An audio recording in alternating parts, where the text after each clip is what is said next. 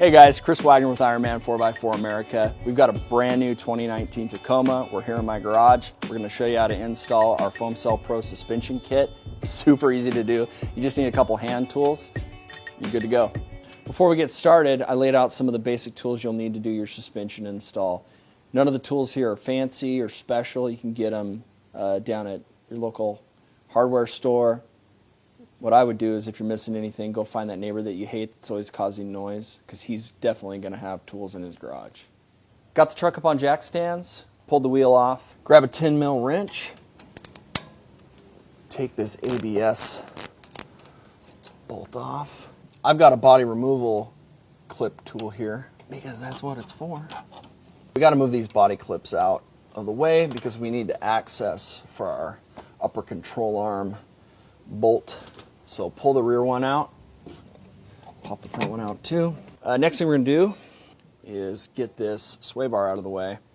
It's a 17 mil flange nut, but one little trick is, if you've got an older Toyota that's full of grime and dirt, take a 6 mil Allen wrench, stick it in there, then you won't spin your ball joint when you loosen it off. Bingo. Spin the nut around, spin it on,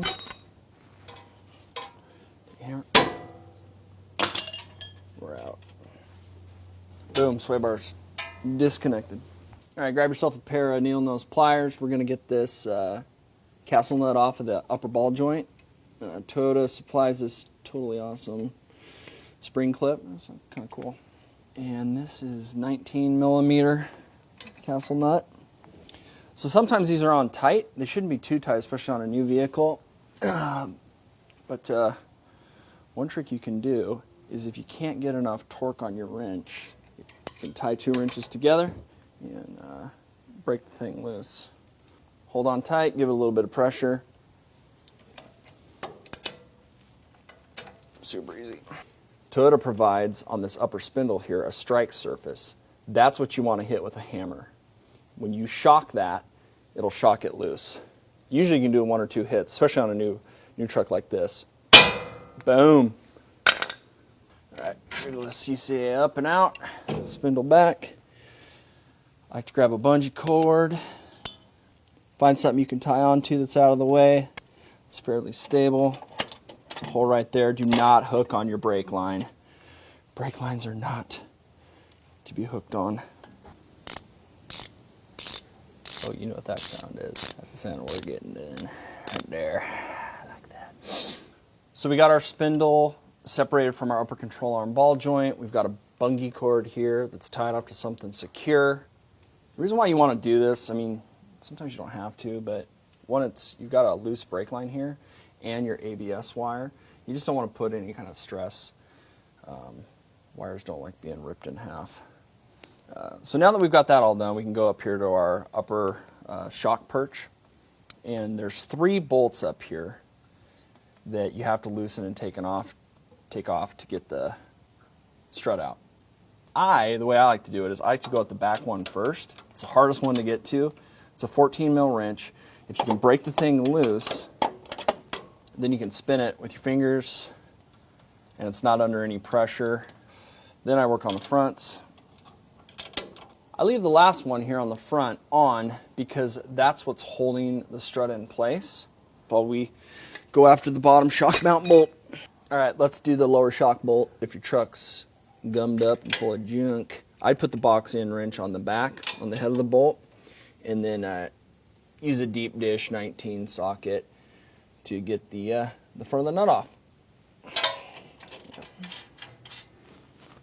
Grab yourself a smacker. Lift up under here. You can take it out by hand. Done.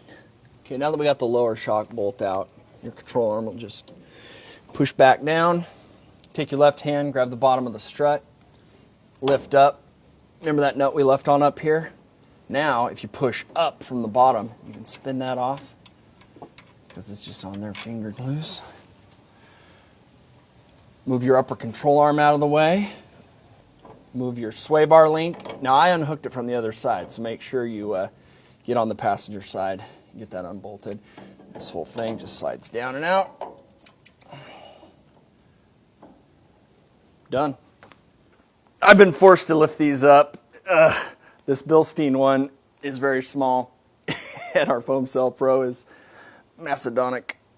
But you can just see the overall difference in quality. The Foam Cell Pro is very beefy. Let's just take a quick look here. You can see the obvious differences in size. The Bilstein is real skinny and small, which I guess is okay. But our Foam Cell Pros are huge in comparison. You can see 360-degree welds on the bottom mount. Shock body, outer diameter is 2.8 inches. It's got a 1/8 inch wall thickness on it. All twin tube design. There's tons of oil in this thing. All right, let's get this thing in there. What I do is I take a strut top nut. I secure it gently into my teeth. Lift over your strut. Go down. Find yourself the right position. There you go.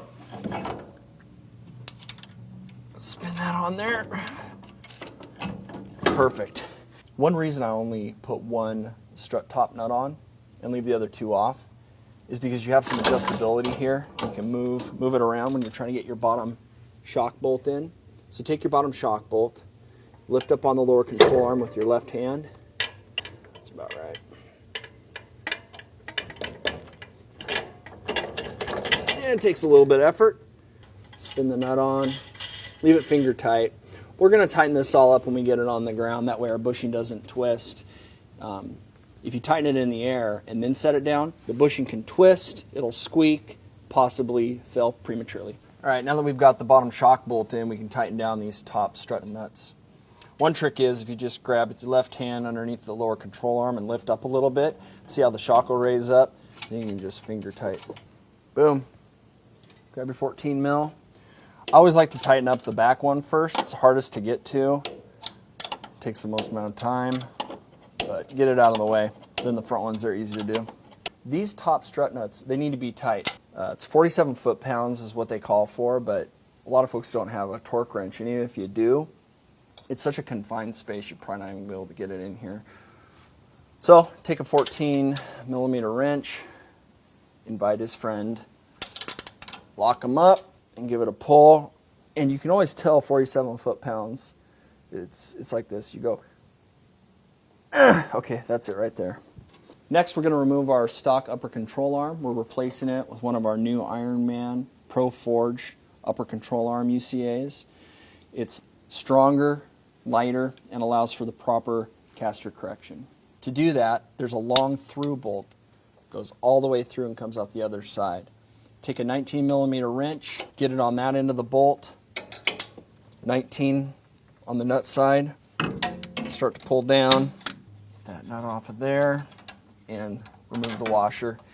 So trying to get this through bolt out for our upper control arm seems kind of crazy, but Toyota did not leave us any room. It hits in this inner fender pinch weld, but your only two options are either to cut it out or get a pry bar and slightly bend it out of the way. I don't really like cutting if I don't have to, so we used a large pry bar, massaged it over to the side, and we're able to get the bolt out. You can use a standard pry bar, but there's really no place to get leverage on to pry it out of the way.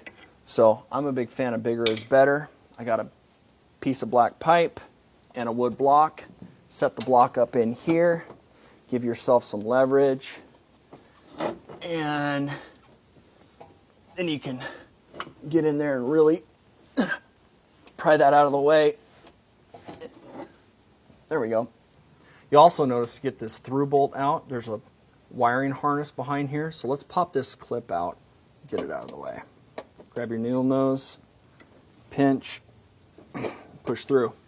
So once you have your inner fender pushed out of the way and all your wiring harnesses pushed back, go ahead and slowly guide this through bolt out and through the front.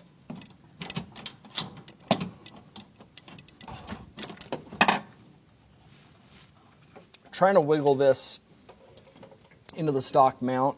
It's a tight fit, but I found that if you just kind of set the front and then wiggle the back around a little bit, you'll get it in there. We'll grab our through bolt. Make sure you've got the washer lined up. Set this through bolt. Cool. Right on. All right, grab your rear washer and nut. Get it all set up. Grab your 19 mil wrenches, one for the front, one for the back, and just get it snug for now. Perfect. So now that we've got our upper control arm all installed, we need to get the ball joint shaft back in our spindle. And the one thing you'll notice is because it's a new ball joint, it's really, really tight and tough. If it moves, there's something wrong with it. You want it to be tight like that.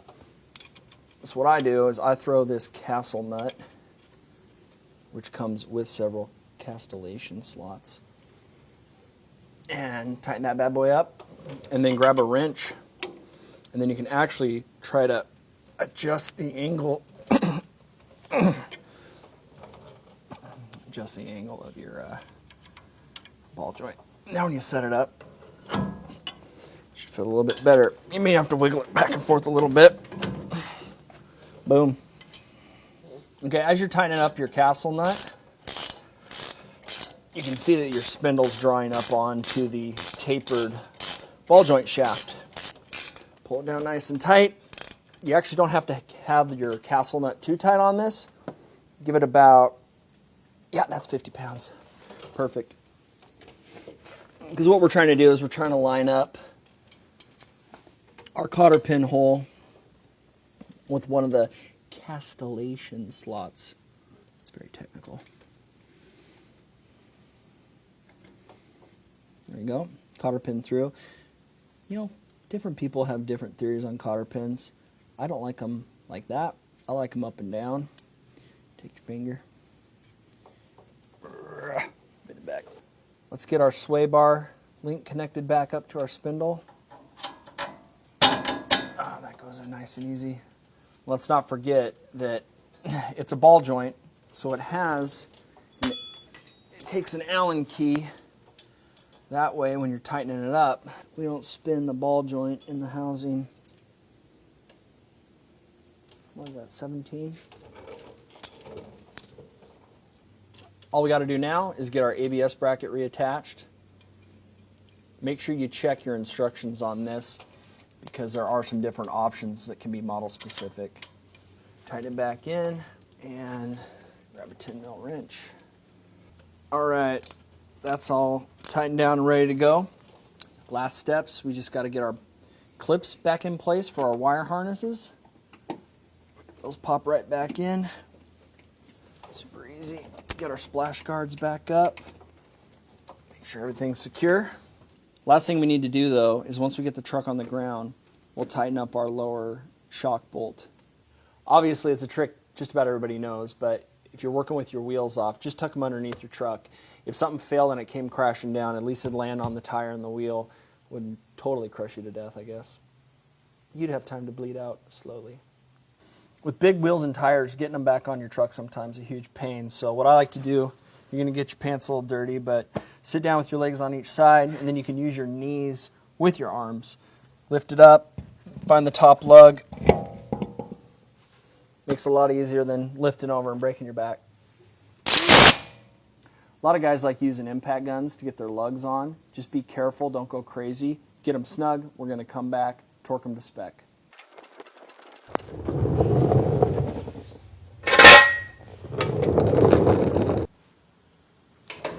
61 foot-pounds.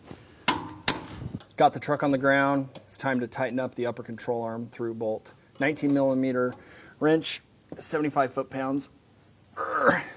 Yep. Now we're ready to do our final torque on our lugs. 76 foot-pounds. Star pattern. Bro, don't you know? E-brakes don't lock your front wheels. Put a chock in it.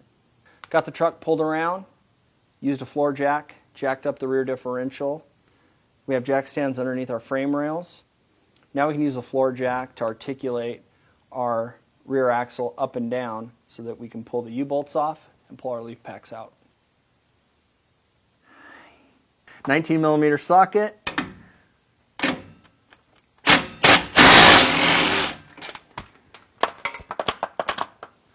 There's one. Hold on to your bracket on the last one so it doesn't come slamming down.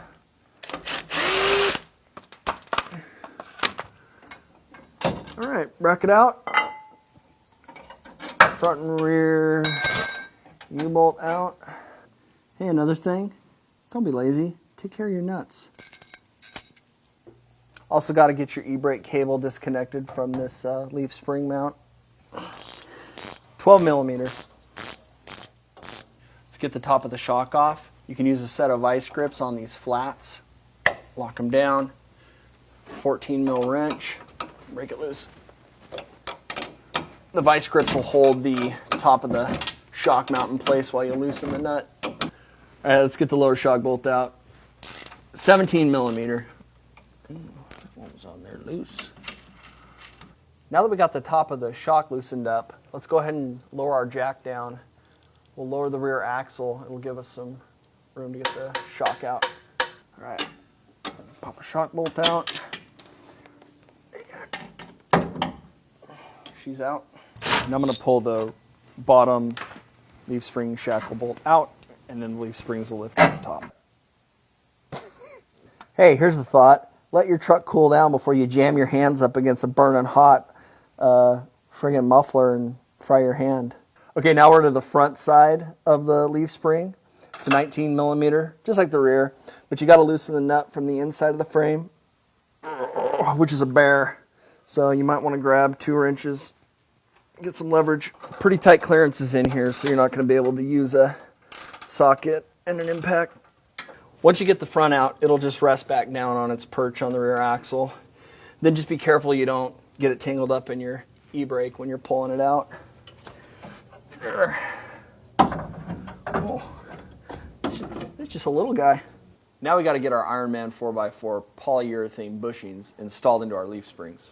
What's great about Ironman 4x4's leaf spring bushings are they're made out of a high-density injection molded polyurethane material. It gives you real precise locating in the spring, and it's a really durable bearing surface in your leaf springs. The other great thing is they're made to take hot temperatures but give you a nice, soft, comfortable vehicle ride. They also come with these grooves on the outside and a rifled bore to give you better grease distribution. Greasing these bad boys up is super easy. Separate them out from the sleeve, grab some red grease, lather up the outside. Yeah, that's good.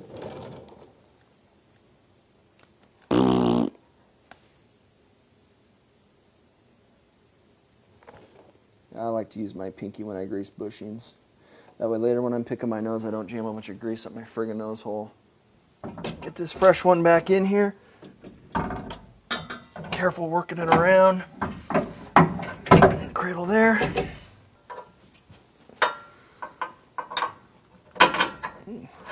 First try. Let's wait to tighten that down until we get the truck back on the ground. There we go. Just wiggle it around till you jam it on in. Don't lay your face on hot drum brakes either. We'll lift up the rear axle. Hey, I didn't see you there. Let me give you another little tip. See that alignment pin? It's got to line up. That's why it's called an alignment pin. So what you can do is shake this around like you're a maniac. That's how you do it. All right, let's get these U-bolts on. And your bump stop here has these little raised lips to keep everything lined up. Grab your split washer and a nut. Another thing you should think about when you're tightening up these U-bolts is you want to make sure that the front and the back are about equidistant from each other. So a couple ways of doing that, but I just count threads. That's about right. Once you get them all tightened down and evenly spaced, count your threads, lock them down to 52 foot-pounds. Now let's get our e-brake cable back on. I just think it's funny how small these Bilsteins are. I guess it just kind of is what it is. It's a nitro gas shock, so one thing that makes it tough is when you go to reinstall them, you've got to push them down and put a bunch of preload on them. And then once you have them down, you only have so much time before they bounce back. Cool thing about the Foam Cell Pros is they're not under nitrogen pressure, so you can collapse them down, makes it easy for install. When you get your Foam Cell Pro shock, it's going to come with a bag of hardware. You're going to have 2 similar flat washers. You're going to have a top hat washer with a locating flange. You're going to have a rubber bushing that has a locating flange on the top, and then a flat rubber bushing that's nice and smooth, flat on both sides, and then your nylock top nut. The way you build this is the first flat washer goes on the top of your shock, followed by the flat bushing that's smooth on both sides. Then you take the washer that has the locating flange. That fits everything on top. Slide it into your shock perch. The next piece is the rubber bushing that has the locating flange. That locating flange goes down. That's what sandwiches in between your frame and your shock perch. Then you put that last flat washer cup down, and then the nylock nut on the top. Let's get this lower shock bolt in, and we'll tighten it down when the truck's back down on the ground. All right, let's lock the top of the shock down. 19 mil wrench. If the thread stud starts to twist on you, you can always take a pair of vice grips and clamp down on the flats. Wheel me, bro.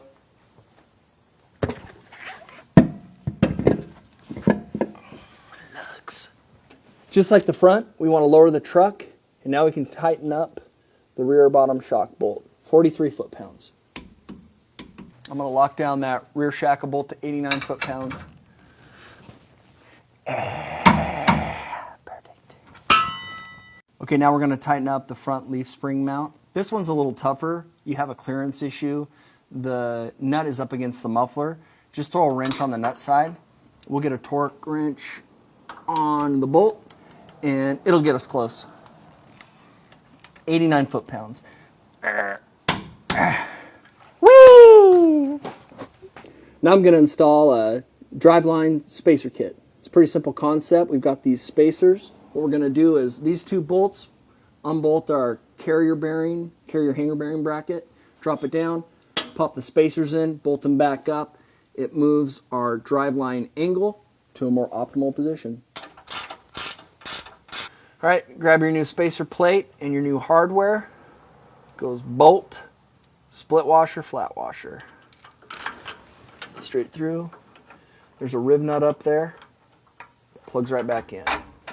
Another trick is on the other side, leave this bolt loose, then you don't have to drop the whole thing out. You can do it one side at a time. Tighten these bad boys down, nice and snug. Okay, all done.